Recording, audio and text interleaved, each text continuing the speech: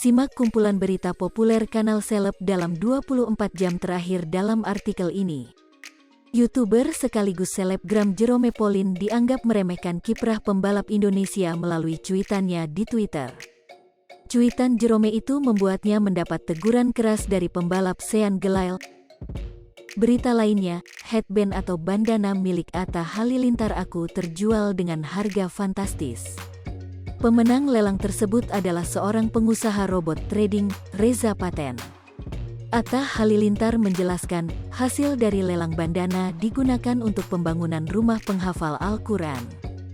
Jerome Pauline kena semprot Sean Gelael. YouTuber sekaligus selebgram Jerome Pauline dianggap meremehkan kiprah pembalap Indonesia melalui cuitannya di Twitter. Cuitan Jerome itu membuatnya mendapat teguran keras dari pembalap Sean Gelael.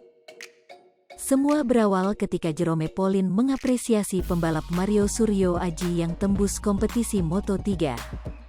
Ia seakan-akan bangga karena ada pembalap Indonesia yang bisa menembus dalam ajang bergengsi tersebut. Sayangnya tampak Jerome terkesan mempertanyakan eksistensi pembalap Indonesia di kancah internasional. Gile, keren banget. Ada gak sih pembalap Indonesia yang balapan di balapan internasional? Tulis Jerome di akun Twitternya @jeromepauline, Senin, tanggal 24 Januari tahun 2022. Meskipun terlihat seperti bertanya biasa, ternyata cuitan itu mendapat reaksi keras dari Sean Gelael. Simak kumpulan berita populer kanal seleb dalam 24 jam terakhir dalam artikel ini. YouTuber sekaligus selebgram Jerome Pauline dianggap meremehkan kiprah pembalap Indonesia melalui cuitannya di Twitter. Cuitan Jerome itu membuatnya mendapat teguran keras dari pembalap Sean Gelael. Berita lainnya, headband atau bandana milik Atta Halilintar aku terjual dengan harga fantastis. Pemenang lelang tersebut adalah seorang pengusaha robot trading, Reza Paten. Atta Halilintar menjelaskan, hasil dari lelang bandana digunakan untuk pembangunan rumah penghafal Al-Quran. Jerome Pauline kena semprot Sean Gelael. YouTuber sekaligus selebgram Jerome Pauline dianggap meremehkan kiprah pembalap Indonesia melalui cuitannya di Twitter. Cuitan Jerome itu membuatnya mendapat teguran keras dari pembalap Sean Gelael.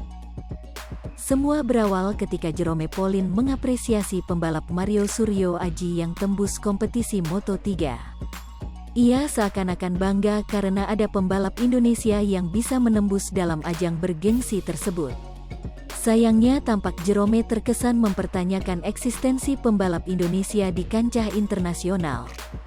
Gile, keren banget. Ada gak sih pembalap Indonesia yang balapan di balapan internasional? Tulis Jerome di akun Twitternya @jeromepauline, Senin, tanggal 24 Januari tahun 2022. Meskipun terlihat seperti bertanya biasa, ternyata cuitan itu mendapat reaksi keras dari Sean Gelael. Si pembalap Mario Suryo Aji yang tembus kompetisi Moto3. Ia seakan-akan bangga karena ada pembalap Indonesia yang bisa menembus dalam ajang bergengsi tersebut. Sayangnya tampak Jerome terkesan mempertanyakan eksistensi pembalap Indonesia di kancah internasional. Gile, keren banget.